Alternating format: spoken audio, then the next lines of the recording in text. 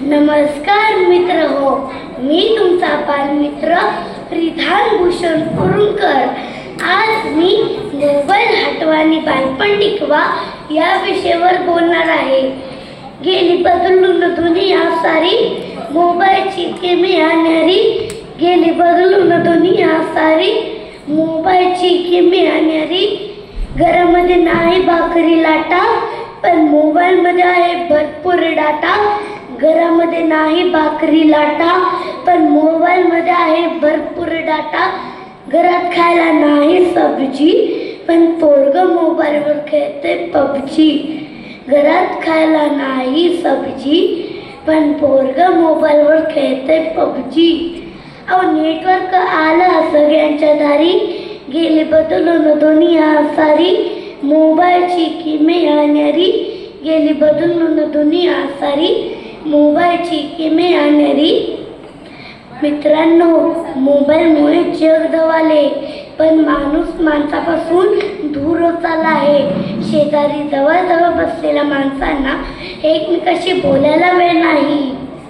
पूर्वी बाबा घरी आल्यावर मुलगा पळत जाऊन बाबांना मिठी मारायचा, पण आज बाबा घरी आले की मुलगा पळत जाऊन बाबांच्या खिशातला मोबाईल घेतोय।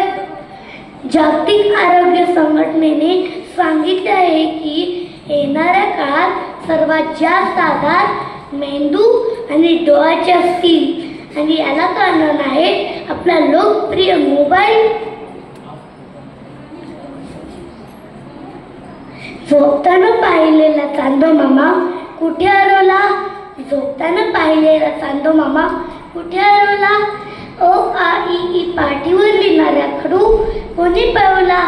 ओ आ इ ई पाठीवर लिहिणारा खडू कोणी पळवला? कशाला आली आपल्याला शहाणपण? कशाला आली आपल्याला शहाणपण? हरवले त्यात सुंदर बालपण, हरवले त्यात सुंदर बालपण। पत्रातून मामाची विचारलेली खुशाली आज मोबाईल मध्ये मेसेजला नाही।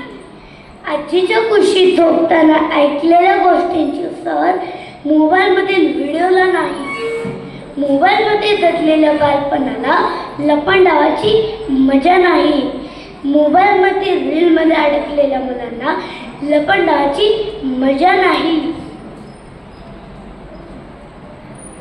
मोबाईलचे काही फायदे पण आहेत, पण आज मोबाईलच्या फायद्यापेक्षा त्याचे दुष्परिणाम जास्त दिसत आहेत।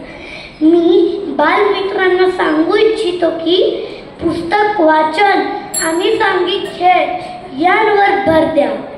मित्रांनो, पुस्तक वाचल्याने सुधारेल तुमचे मस्तक, ते होणार नाही कुणाचे हस्तक, आणि तुम्हाला व्हावे लागणार नाही पुन्हा पुढे नतमस्तक। जय हिंद, जय महाराष्ट्र, जय शिवराय, जय शंभूराजे। धन्यवाद। सर्वांनी जोरदार टाळ्या वाजवून इयत्ता पहिलीचा विद्यार्थी एवढं चांगलं भाषण करतोय, जोरदार टाळ्या वाजवून